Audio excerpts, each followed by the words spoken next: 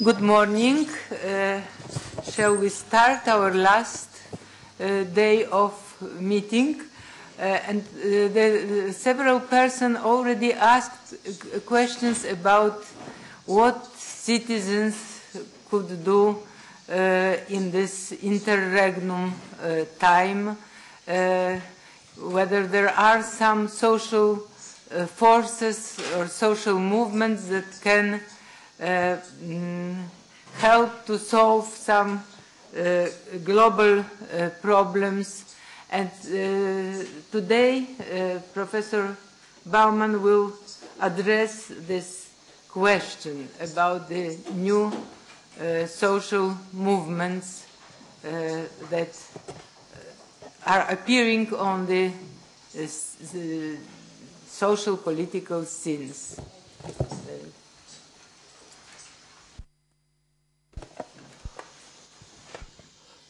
The question was asked at the very end of yesterday's session, if you remember, what is the meaning, what is the prospect, what is the chance, what is the opportunity of new forms of public activity, public involved in running affairs, disenchanted, having lost faith, trust in the established institutions of politics, and looking for an alternative.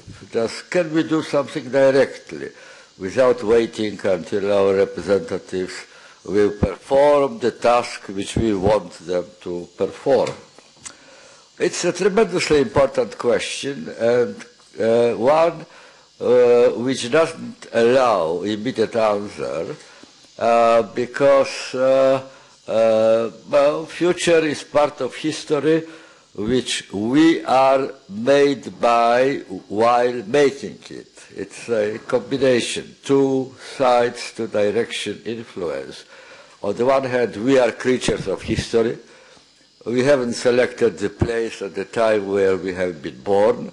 We have been predetermined before actually appearing in the world. We have been already predetermined by the activities of our ancestors, which left the earth in a particular shape for us to start from. On the other hand, we are being creatures of history, we are continuing making it. So whether the movements, popular movements which you are asking about, have the chance of changing the world, changing the course of history, it is at the end of the process, retrospectively, that we will be able, not we, but perhaps our successors, will be able to say with certainty, for sure. For the time being, it is all guessing. I want to warn you that not take my words for the ultimate message of truth, because the truth is not yet created. You will be producers of the truth of our existence. Before I go to analysis, what can the alternative ways of acting do and achieve, I would like to consider together with you what is there to be achieved? What are the tasks of the moment? What are the difficulties? If we say that we don't trust the existing institution, that they will do the job, first of all, we need to know what the job is about. Not trusting or not trusting depends on the kind of tasks which we consider to be important to handle. There are plenty of them which have not been yet confronting our ancestors, and therefore there are no lessons in the past from which you can learn how to go about the contemporary issues. The contemporary issues are to great extent, novel issues, without precedents, therefore, we have to create answers as we go. Something like television. Some television sets, you pay as you go, right? Or you telephone, you pay as you go with your mobile and so on. That's exactly the way in which we go about answering historical questions.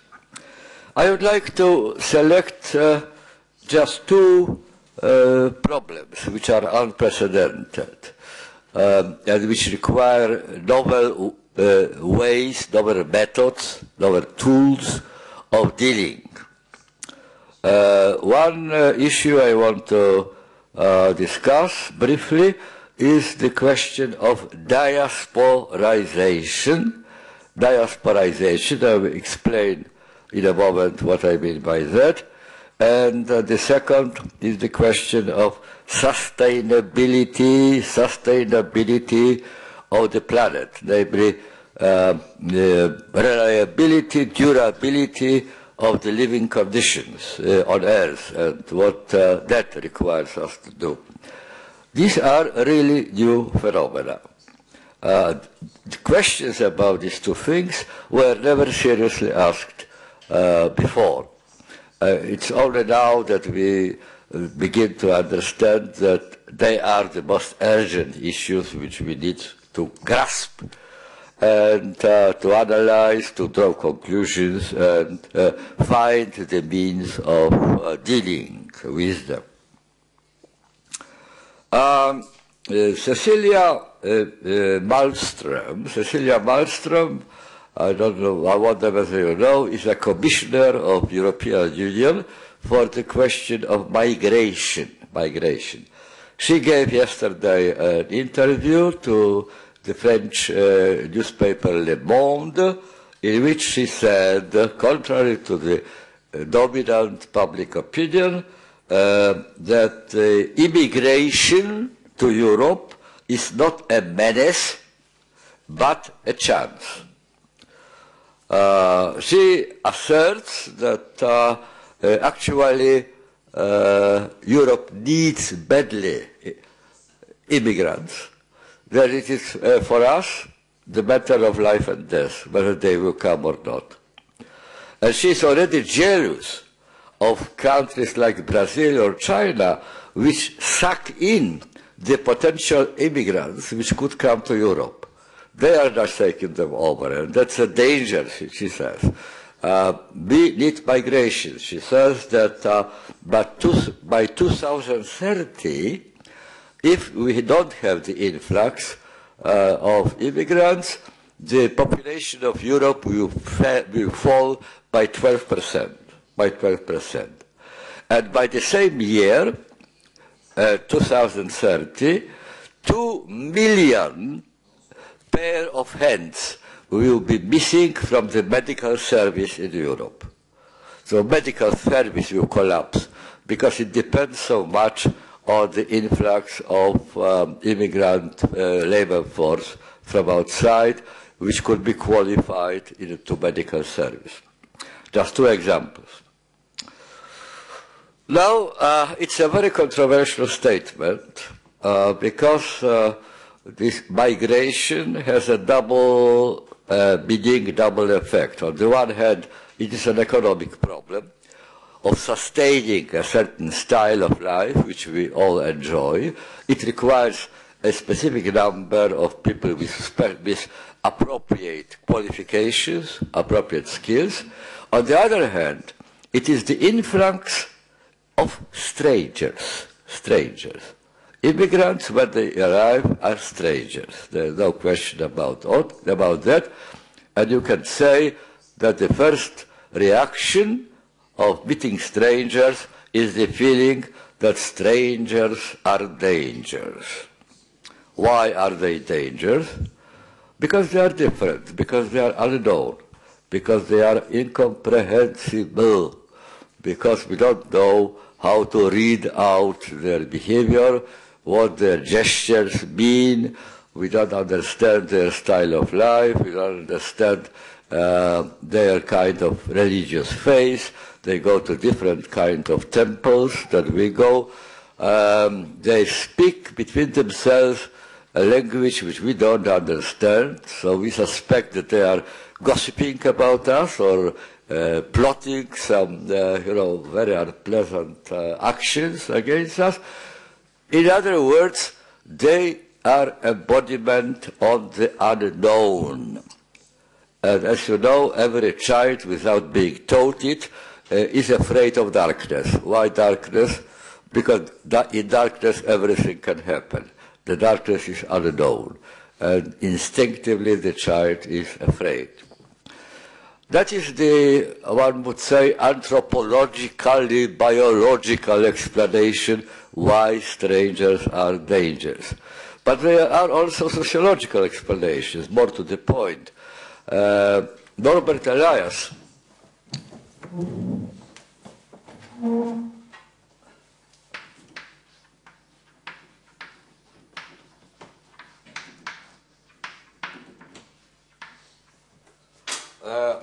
Norbert Elias, one of the greatest sociologists of 20th century, left us the concept of established versus outsiders. Established versus outsiders. As a general rule guiding the mixture, the coming together, the conflict between different categories, different groupings of humans.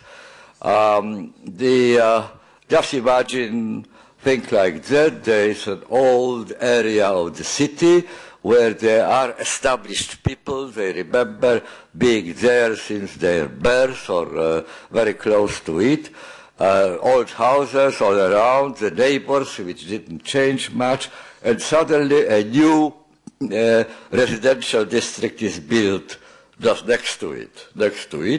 And newcomers are arriving, people coming from different walks of life, not necessarily foreigners, but just people not from our place, not like us, different people.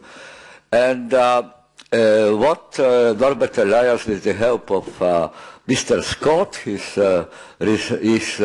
doctoral student, has found out, investigating such situation, is that by some sort of a magic, the established integrate between the newcomers, between the outsiders, while outsiders integrate against the established.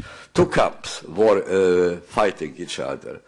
The newcomers, the outsiders, accused the established of closing their ranks, of putting gates and locks on the gates and not allowing them in, keeping them outside, while established automatically accused them, the newcomers, the outsiders, about sapping, undermining, destroying their traditional familiar way of life, introducing alien elements which cannot be accommodated in it, and so on.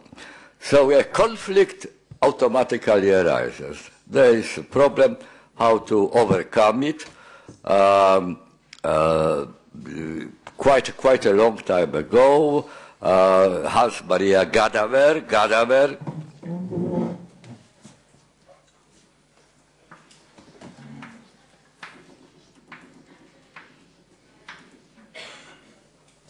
the German philosopher Gadamer pointed out that the only way of coming out of this established and strangers, established and outsiders, us and them conflict is what he called fusion of horizons, cognitive horizons.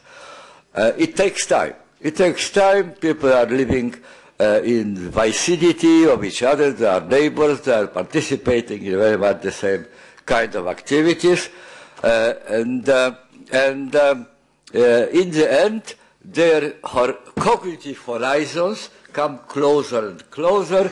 They start seeing things very much in the same way, and then there is a possibility of meaningful dialogue between them, just to mutual understanding. And the fear slowly may then disappear. The suspicion may disappear because of this fusion of horizons. Now, that's about strangers in general. But modernity is specializing since the very beginning from great wave of migration. 100 years ago, about several dozens of millions of your grandfathers emigrated to Latin America, for example, simply for the same reasons for which now people from Africa try to come to Spain. Namely, they couldn't find place in their own country, so they went there, and they created a completely new world, new civilization, and made Latin America powerful and up and coming and ever more richer and so on. Which means that immigration is not necessarily a bad thing. Just remember. Now, the direction of migration has changed, but migration is still going on. Why migration is still going on? And will probably go on as the modern way of life spreads over the planet.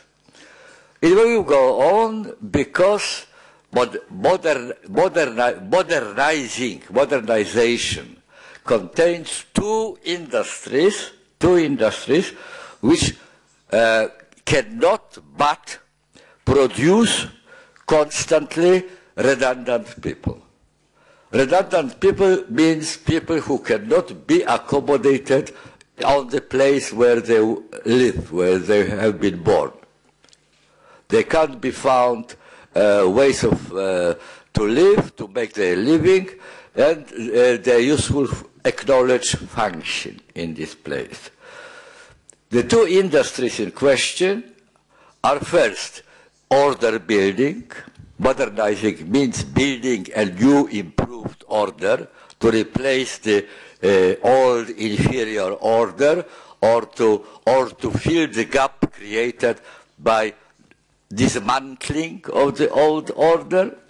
So order building, and when you build a new order, you have a design of new, better kind of society, then inevitably some people do not fit. Order building virtually means doing away with some sort of people which do not fit the right kind of society. That's one in modern industry, order building, which produces redundant people, and the other is what we call economic progress. Because what economic progress is about? Economic progress is about doing the same things you have done before, but with less effort, less labor force, and less cost. And obviously, once we go ahead with the economic progress, at each stage, some people find their traditional way of making a living no longer supplying means of existence. They cannot stand the competition of new, more progressive, less costly, less effort-demanding ways of producing things. They just lose their foundation of existence. They have to emigrate. There's no other way. Or the alternative is to be rejected, be an emigres and exiles in their own society, and eventually even die of hunger. So they emigrate, trying to find elsewhere bread, drinking water, and meaningful occupation, and meaningful, effective ways of making your living. My dear friends, let's face the facts. Until the middle of 20th century, Europe was virtually the only part of the globe which modernized, which means which produced redundant people, excess of people, excess of people. The rest of the planet, in most cases, the rest of the planet was, in fact, in pre-modern stage, and therefore it accommodated the excessive population in their midst, not necessarily prompting them to emigrate. But Europe did produce excessive population, and because of the monopoly of modernization, which Europe exercised in 18th, 19th centuries and part of the 20th century, that gave Europe a privilege. Production of the excessive population was a local problem, Europe's problem. But Europe was in a unique situation, never again to be repeated, of finding global solutions to locally produced problems. Global solutions to locally produced problems.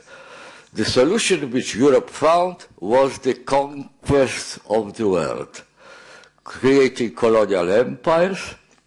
Your great-grandfathers came to Latin America as conquerors, as the colonial administration, as the people who were actually taking over the administration of the land and creating plantations there and big cattle farms and things like that.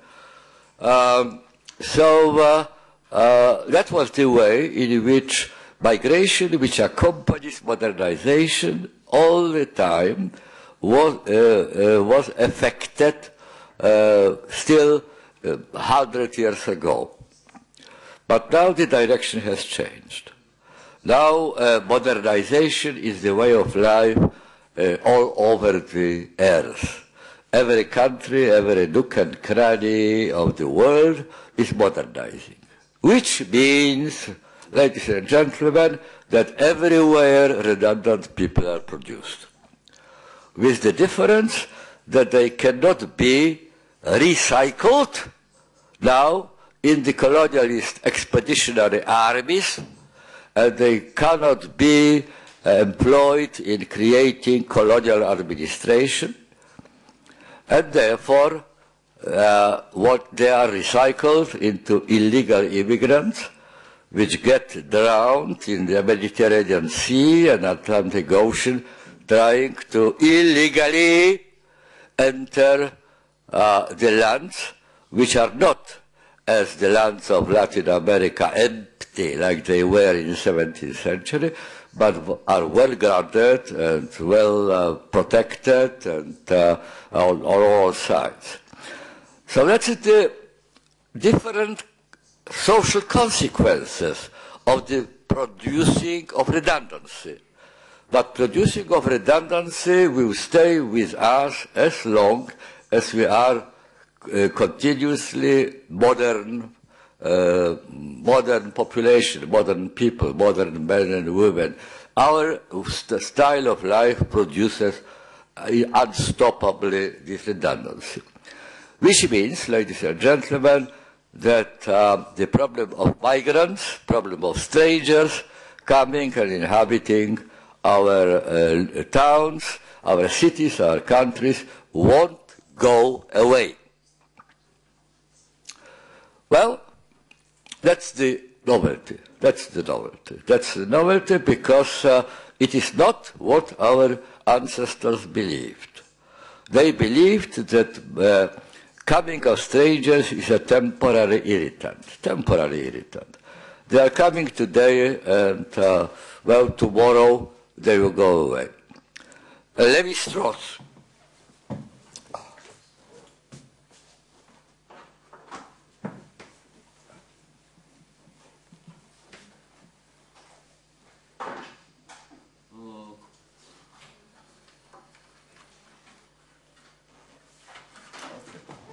Claude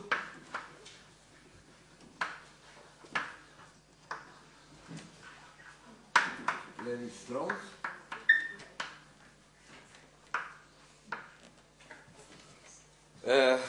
I think probably, arguably, from my point of view anyway, you don't have to take it for truth, was the greatest anthropologist in human history. And Claude Lévi-Strauss pointed out that in all history of humanity, strangers were always present, and there were only two ways of dealing with strangers. Two ways. The first one, anthropophagic, and the other, anthropophilic.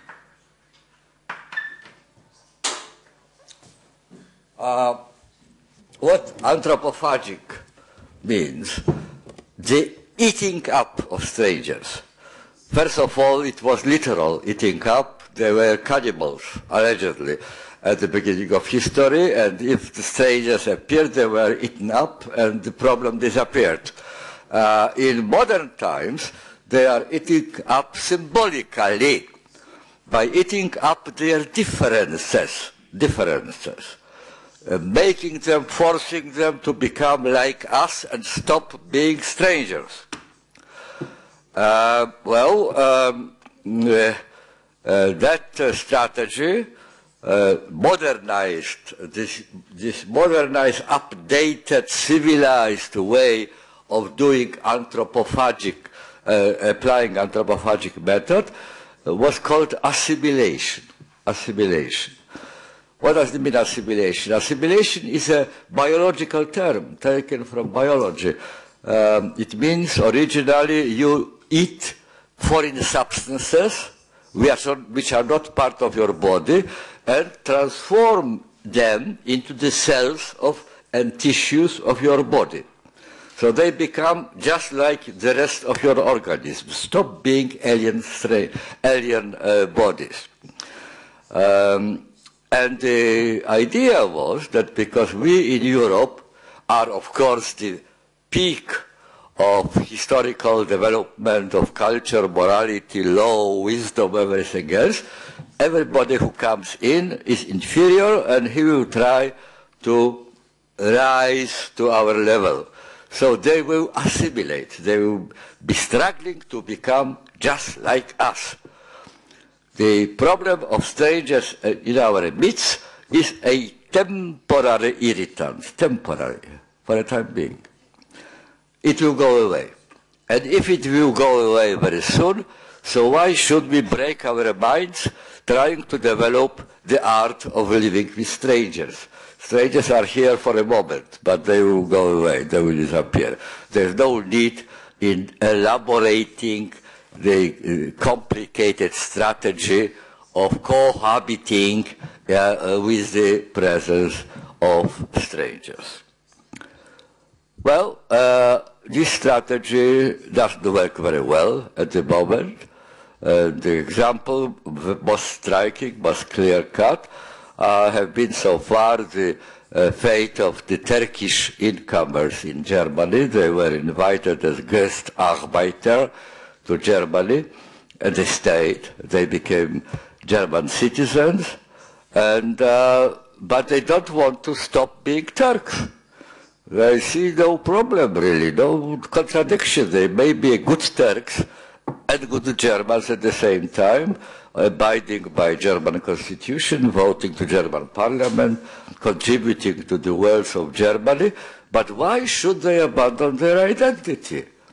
They don't necessarily think that German culture is superior to Turkish culture. Turkish culture is also very old and has great achievement in its past, great poets, great thinkers, and so on.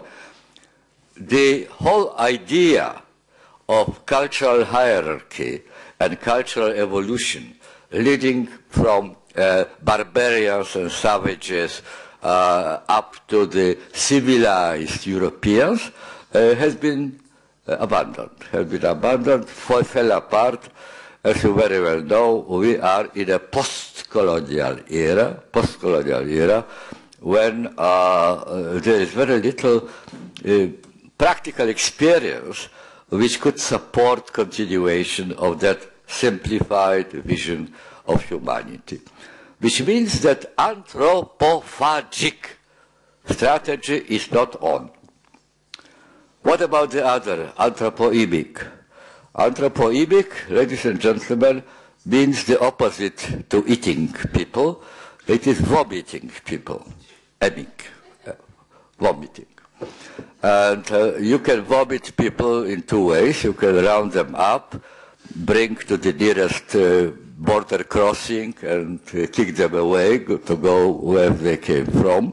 And that is actually what quite a few governments are trying to do, but not with rising difficulty. And why difficulty, I will explain in a moment.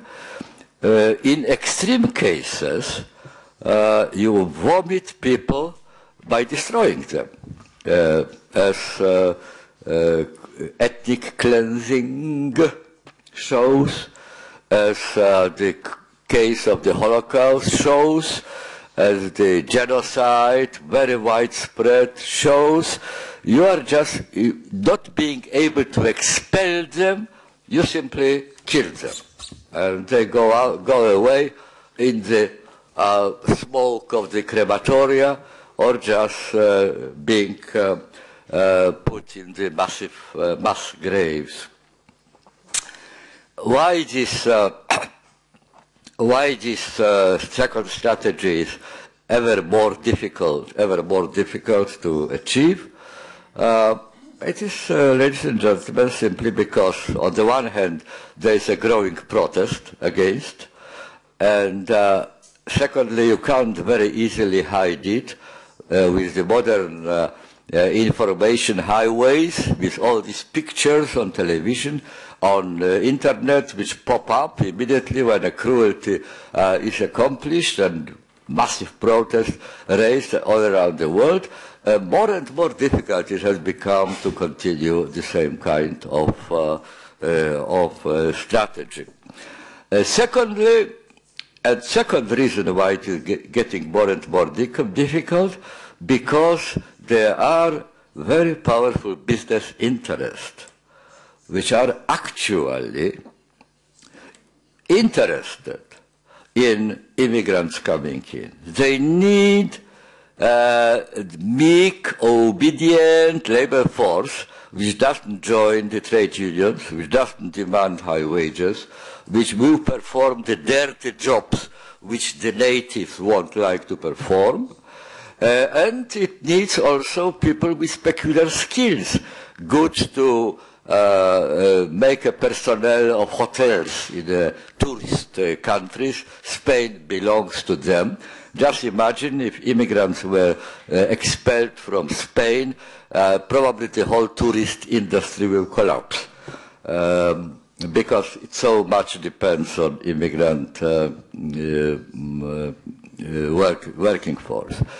So there are conflicting interests. There are very powerful internal interests which resist constraining, limiting the influx of foreigners. All right, ladies and gentlemen, for one reason or another, we are in for continuing problem of diasporization. What does diasporization mean? That our big cities have become collection of diasporas.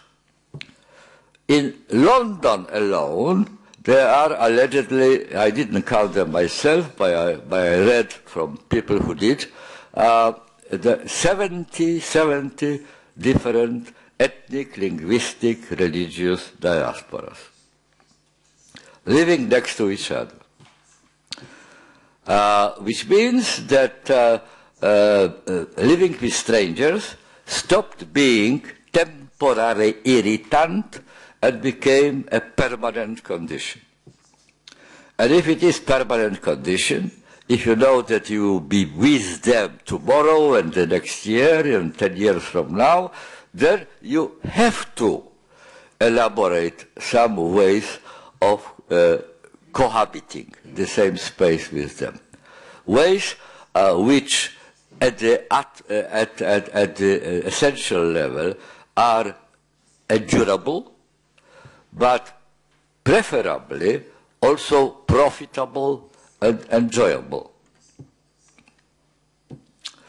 That's a new task. That's new task, and as you know, the governments struggling under the double bind. On the one side, the business pressures, the demands of finance and industrial capital. On the other hand, the demands, the fears, the apprehensions, the prejudices, the suspicions of the electors,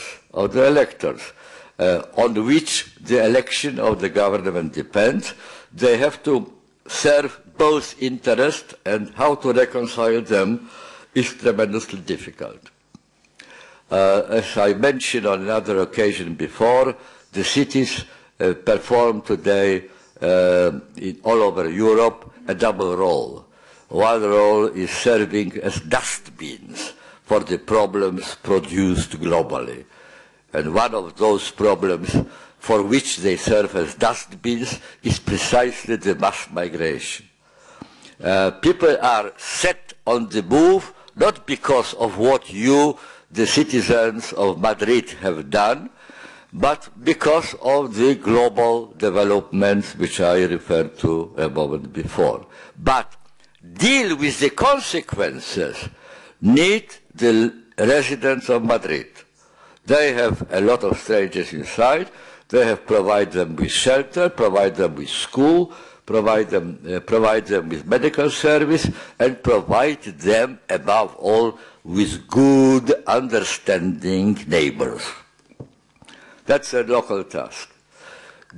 Unlike in the past of Europe, where I told you Europe found global solutions to locally produced problems, we have now to find local solutions to globally produced problems.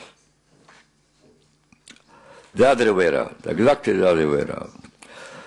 Novel idea requiring active involvement of citizens. That is a task which cannot be performed simply by the officials, by bureaucracies, by administrative powers. There must be a movement, so to speak, of some sort, which will face up to this necessity and try to develop a consistent, reasonable, sensible strategy to deal with. That's one of the tasks. Otherwise, we are in for a lot of conflict and bloodshedding, and in fact, disintegration rather than integration of our urban communities and the country communities, if one can use this word. That's one problem, which is novel. And if you ask what citizens can do, what we ordinary citizens can do, you have to measure the answer against this task. One of the tasks which citizens' movement to be effective for controlling our future must face. The second problem to which the same applies, which I selected from a lot of problems which are around us, is the question of sustainability of the planet. Tim Jackson published 2 years ago a tremendously important book, which alongside Harold Welcher, which I already recommended to your attention, you should read. The title of his book is Prosperity Without Growth. Prosperity Without Growth. We have been trained for the last 100 years at least to seek prosperity, well-being, happiness, good life through economic growth. You know the feeling very well when economic growth measured by G and P falls to zero. There is a panic in the country. Terrible disaster is approaching and everything is collapsing. We are on the brink of abyss of disaster. Not to mention negative growth, so-called, when the economy, the production, the amount of money circulating in society falls down. We consider it the road to disaster. That's one aspect. And the other aspect, very closely connected, is that we have learned also, we have been taught, by all means, by media, by politicians, by ideologies, we have been taught that the way to resolve every successively emerging social problem is to increase production. We have been taught that the way to resolve problems is not redistribute the loaf of bread which we have at our disposal, but to make the loaf bigger.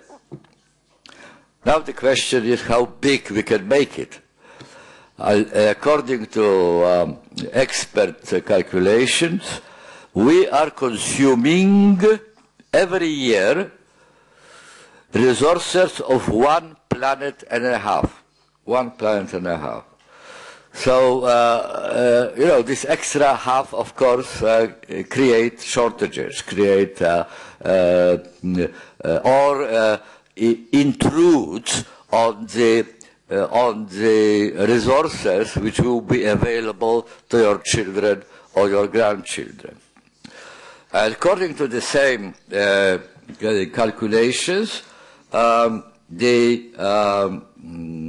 it is now that we consume 1.5 planets every year, but by the year already 2020, we will be consuming 2 planets annually.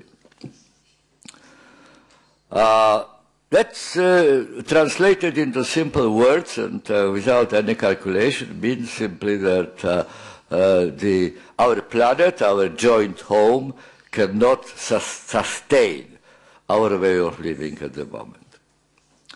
And it's not just the question of going on foot instead of taking a car today and tomorrow. They are not phenomena of the same scale, but it is the question of restructuring the very composition of our way of being in the world. For example, dissociating the idea of happiness from the idea of consumption. Tim Jackson refers to things which are not destructive for the planet, things very simple, like enjoyment of good evening talk with your neighbors, like love, like involvement in community affairs, like doing things for the sake of job well done, not necessarily for the sake of earning extra money and making extra shopping. All these pleasures which can be easily connected with our idea of happy life, of good life, while bypassing the necessity of increasing production on further economic growth and so on. What I am referring to, and Professor Kania, I am sure we will agree, it's not the economic question, it's not even a political question, it is really a question of cultural revolution. Nothing short of that. The willingness to rethink the foundations of what we call the meaning of life, what we are here for, where we can find enjoyment, satisfaction, and even, as Tim Jackson puts it, the idea of prosperity, where we are getting more prosperous. For the time being, the way of measuring prosperity, which is GNP, is really idiotic, just to be quite frank about. Because look, If you fall under a car and become an invalid requiring a very costly medical treatment, GNP goes up and everybody is happy. We are growing, the economy grows. But if you exchange plans with your neighbor without taking or giving money, or help him to repair the, broken kitchen or refrigerator, it is not recorded in GNP, and there is no economic growth, in spite of the fact that you love each other and spend good time with each other and feel reassured that you have such a helpful neighbor around which will come to your help if necessary. So it is idiotic, but that is what consumerist society have done in recent half a century. We came to identify prosperity with economic growth and human happiness with shopping. Something must be done about it. We must learn other ways of resolving genuine, real social problems than increasing the loaf. The loaf, let us be absolutely clear about it, is already too large. And as Tim Jackson points out, if we go ahead as we are going now, by the end of this century, I quote verbatim, by the end of this century, our children and grandchildren will face a hostile climate, depleted resources, the destruction of habitats, the decimation of living species, food scarcities, mass migration, and almost inevitably war. Almost inevitably war. Our kind of life, he says, is unsustainable ecologically, problematic socially, and inachievable economically. I would add to it that it is intolerable morally, ethically, because we are living now at the moment at the expense of our grandchildren and great-grandchildren. They will start from the world which has been impoverished by our orgy of consumption. Now, this is the setting of the scene. The problem is that against such very powerful issues, the answer to the question what citizens can do should be answered. We are going to up to 11, right? All right, one moment. We can make 2 short breaks or whatever you... No, we will go on till 11 o'clock, I think. Unless you are already tired. You are not. You are prepared to listen to me further? Okay. Well, as Harold Welzer, just to end up this part of my presentation today, Harold Welzer pointed out, he called his book, as you remember, The Climate Wars. He predicted terrible wars on the planet with a lot of bloodshed, a lot of victims because of the climate changes.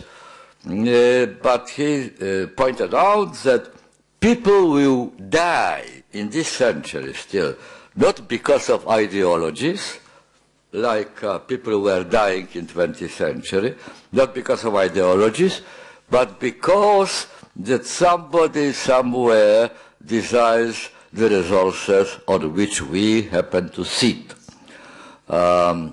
Resources which are made lacking, missing in other parts of the planet because of the climate change. I am afraid that the conclusion you are already drawing from what I have said so far is that there is very little evidence so far that the citizen movement came anywhere close to handling these sort of issues. They are handling other issues. They are reacting to something which is really unacceptable, off-putting, and revolting, wanting to get rid of it. But the big questions which involve the conflicts of interest, a lot of discussion, a lot of quarrels, a lot of mutual convincing, arguing, and so on, have not been handling. And that not by accident.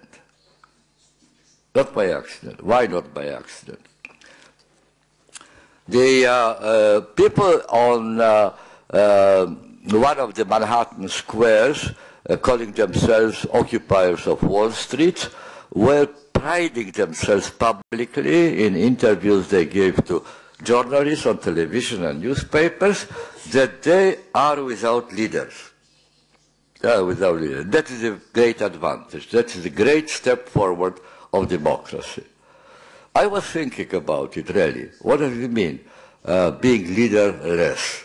No leader who is just representing their interests and their views, everybody on equal footing, everybody says what he wants, and so on. I was thinking, and I came to the conclusion, which I want to share with you, that the being leaderless in this case is not a product of a deliberate plan. We want to do away with leaders.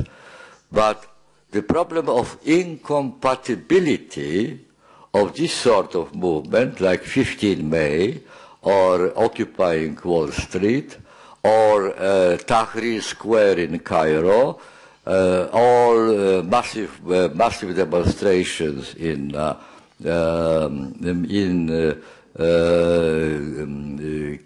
Libya. Today, I understand the miners are coming to Madrid to make another public movement of this sort. Incompatibility of this kind of a movement with an idea of a strong leader. Because leader means a person who has ideas, who have a program, and who want to promote this program. The problem is, however, that people who come together to a public square and stay there for a number of days in order to get away with something concrete like Mubarak or Gaddafi, well, some people dream of getting rid of Wall Street, but so far it doesn't work. It's not as easy to get away with as in case of single persons like Mubarak or Gaddafi. Now, people who come there have come from all classes, all categories of population, with very differentiated interests, with very differentiated hierarchies of values. And they come together and stay together instead of fighting each other because they suspended their differences. If leaders of genuine kind came also to the square, of course, the continuation of the integrated crowd who fights for one cause would be impossible. People would divide, exactly as they divided when Tahrir Square manifestation ended, and it came to the elections, and now all the previously hidden divisions between society came to the fore. To Tahrir Square in Cairo 2 years ago almost came people from the suburbs of Cairo, people living in poverty, people in vain looking for employment and demanding better share in the country resources. There came only the middle classes who failed to match their political influence with their economic power, and the young offspring of the Egyptian elite came also knocking to the door of adult society and finding the doors very often closed, very much like graduates of Spanish universities of 2011 who are still waiting for employment according to the skills and ambitions they acquired and can't find it. So people which had, all of them had reason to be angry, but the reasons were incompatible. They could stay there only as long as they wanted to get rid of Mubarak. Once as Mubarak went away, there was nothing to integrate them left, because the differences came to the fore. I'm speaking about that because I want to risk a general statement that this kind of movimiento los indignados, this mass movement, people in the streets, people staying in the squares, at the utmost are good in achieving negative results, namely cleaning the site, getting rid of a particular obstacle, like in Egypt, Mubarak, in Libya, Gaddafi, in Poland, ACTA, remember, and in other countries, some other things, cutting the pensions, for example, for the old age people or things like that. One issue which unites to overshadow, for a time being, all other issues which divide. If you find such an issue, then, of course, people may impress their massive will to achieve this particular purpose, thereby cleaning the ground, the building site of the major obstacle, the debris which is there and prevents the site from being built up. However, and that's a very big however, we don't have so far a single proof that the same method which may be successful in cleaning the site is also able to build up a new building on that site. So negative power, but the positive power of replacing something which has been removed with something else which is better. Now we don't have any proof that that can be done this way. And therefore people who say that, well, it is already achieved that this new method of direct action brings results, well, it's only half of the proof. Yes, at the beginning it is okay. Later, however, when it comes to constructive work, nothing is known that it will be effective.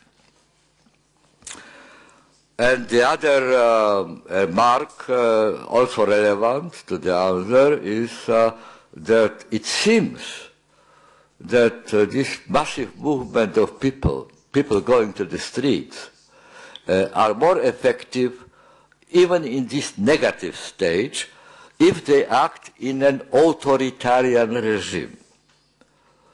Because, well, most of you have not experienced a dictatorial authoritarian regime. Fortunately, I'm very glad for you. But because of that, you don't remember the situation in which the very fact that people go to the streets without being invited or ordered to go to the streets is already shattering for the very regime which is there. The regime cannot suffer very well the grassroots initiative. It tolerates only fulfilling orders, fulfilling commands.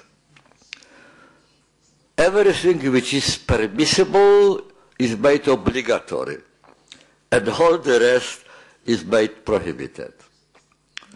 And therefore, authoritarian regime is much more vulnerable to the fact that crowds of people go to the streets and make their own demands.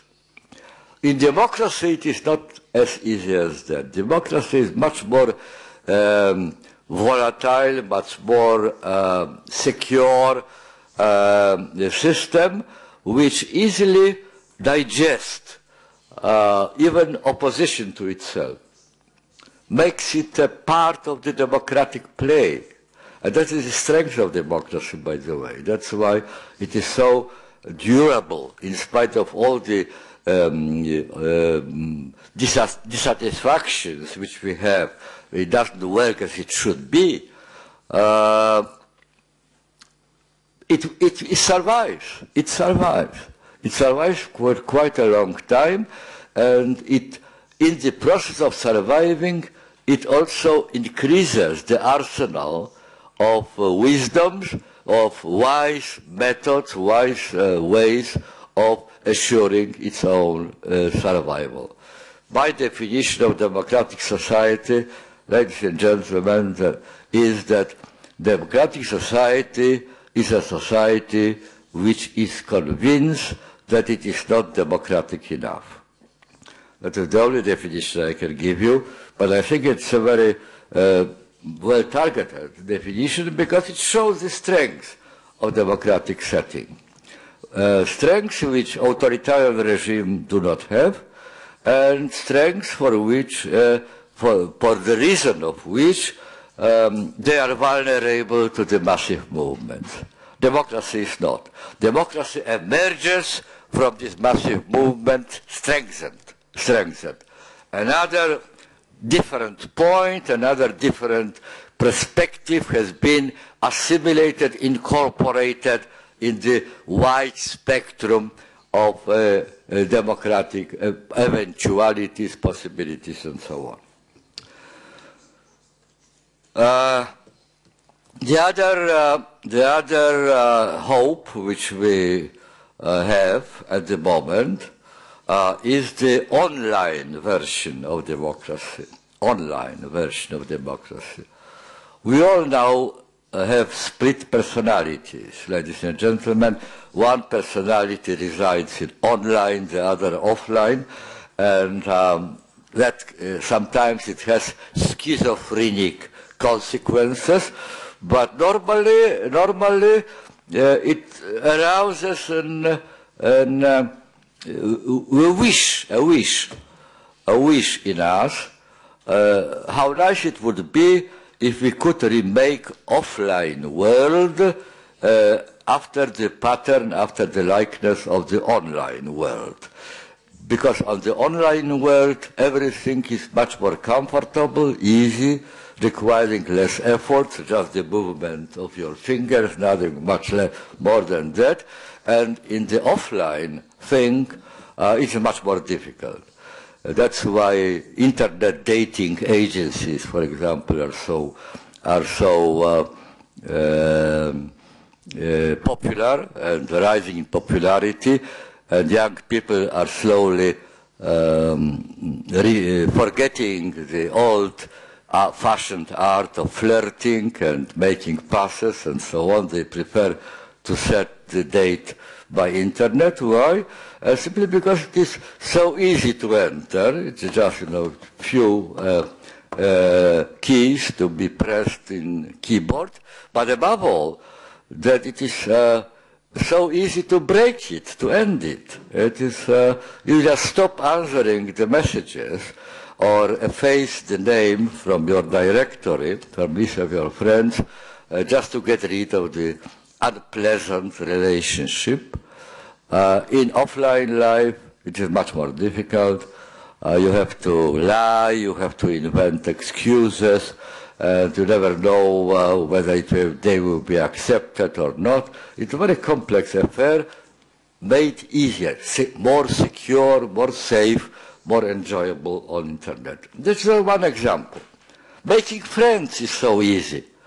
I know of one Facebook addict who prided himself that he made 500 friends in one day. My answer was that I lived 87 years, but I didn't make 500 friends until this very moment. So probably when he speaks about friends and I speak about friends, we have something completely different in mind. But generally, the attractiveness of internet and particularly social websites like Facebook, this astonishing career of Facebook, is deserved this $100 billion, which is Facebook worth at the moment on stock exchanges, came from the promise of facilitating the creation and maintenance of social relationship. In the world in which the offline human bonds are getting weaker and weaker, and we are constantly, consciously or subconsciously afraid of the possibility of being evicted, of being rejected, of losing our partners or losing our community, losing our place in the company in which we work, our jobs, our family, our partner, whatever.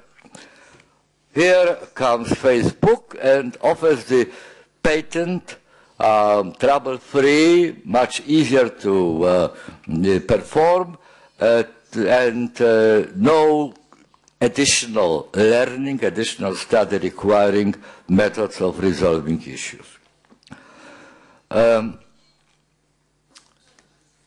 But the point which concerns us, particularly in this online-offline relationship, is the role of online mobilizing means, like Twitter, for example, 140 digits, so you can communicate in the real time, immediately, right away, without going out from your home, without standing up from your chair, you can make a revolution. And the first time when this possibility was proclaimed was after presidential election in Iran, where, if you still remember, because length of memory is very short in our times, but it was 3 or 4 years ago when the president was elected, and people, particularly young people, went to the streets of Tehran and protested against fraudulent elections. Hillary Clinton, no less a person than Hillary Clinton, declared beginning of the era of internet democracy. Internet as resolving the issue of establishing and securing democratic relationship.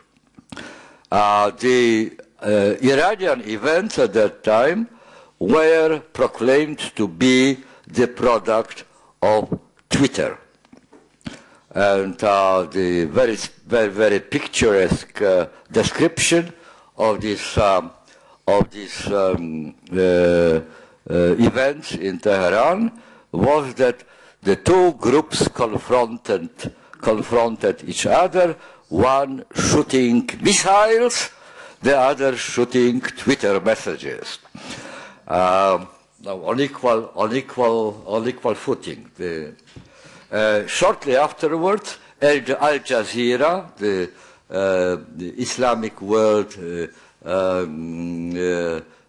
equivalent of CNS, of these worldwide news agencies, found out that in all Iran at that time, there were only 60 people using Twitter, registered, having a Twitter account, 60. Which means that people went into the street, not using Twitter, really, unfortunately, it's a bad news, The good news was that they were using the old-fashioned methods like knocking to the neighbors' doors, you know, taking telephone and telephoning, asking come to join me, I'm going to the square, and things like that.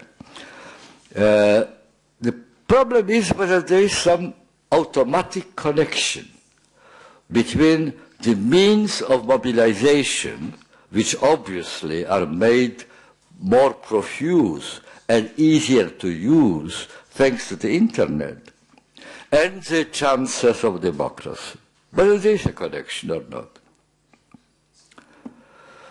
Well, the final answer is still outstanding. As the English say, the jury is still out, still deliberating. It's much too early to judge. But, ladies and gentlemen, take into account that you can use the same axe to chop the wood for nice, oven, or to chop the head. The same axe you can use for both purposes. And there is at least one man who insists on applying this sort of a lesson to the prospects of democratic credentials of the internet.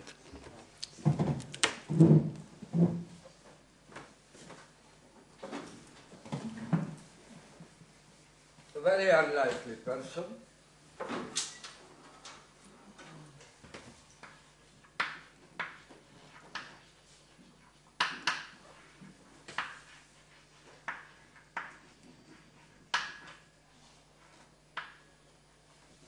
Evgeny Morozov, 26 years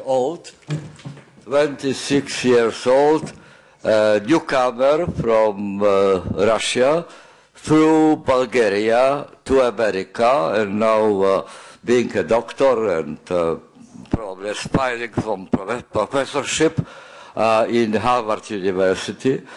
Evgeny Morozov pointed out that the internet is very, very efficient tool which can be used by dictators and by the enemies of dictators.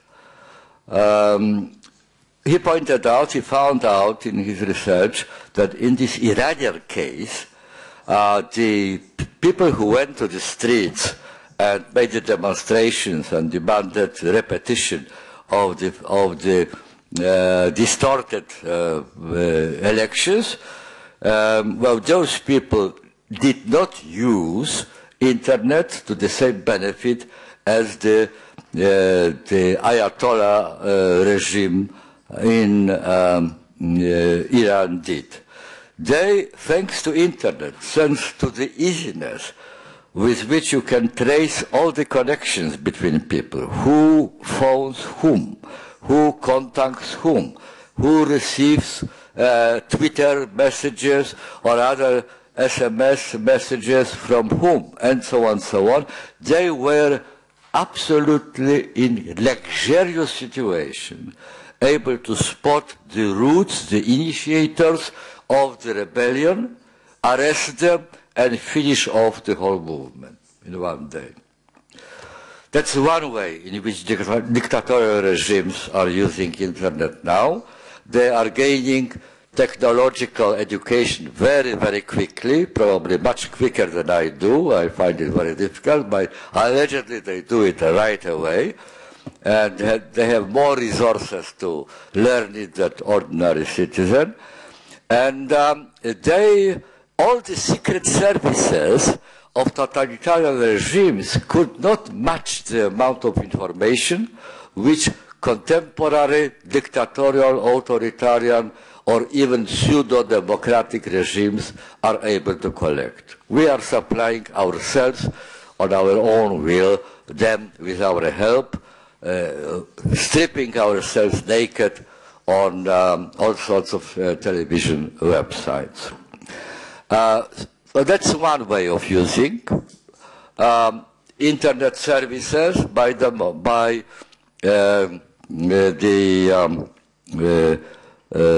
autocratic regimes, but there is also another. They also learn the art of making friends on television. Allegedly, according to Morozov, in contemporary China, there is growing 50 cents party. 50 cents party. What does it mean, 50 cents party? Because the dictatorial Chinese regime pays every participant in internet, every offer of blogs or messages in internet pays 50 cents, which by average standard in China is high money, got large money, 50 cents for every blog praising the government policy. They actually multiply their supporters using precisely the same tool which was expected to determine the arrival of democracy. Chavez in Venezuela allegedly, but he has his own blog, and he already on Facebook, and he already made 500,000 friends, even more than this chap of which I spoke, 500. No, 500,000 friends.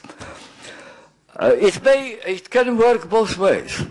There is no limitation, no inborn quality in the internet communication which makes it necessarily a tool of democracy. It may be as easily made a tool for anti-democratic forces. I'm sorry for telling you such unpleasant messages and sowing doubts about it, but really, we don't have any really convincing final proof that we have made a powerful step toward democracy simply because there is such a thing as Facebook. If you want to call fighters for democracy, which really left a trace on history of humanity, I don't think that Mark Zuckerberg will find his place on it. Thank you.